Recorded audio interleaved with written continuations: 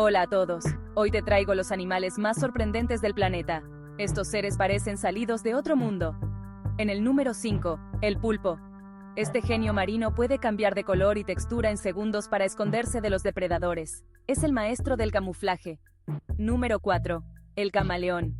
Este amiguito cambia de color no solo para camuflarse, sino también para expresar su estado de ánimo. Un animal con estilo propio. En el puesto 3, el delfín. Uno de los animales más inteligentes del mundo, puede comunicarse y hasta resolver problemas. Es un genio del océano. En el número 2, el axolote. Este simpático animalito mexicano puede regenerarse.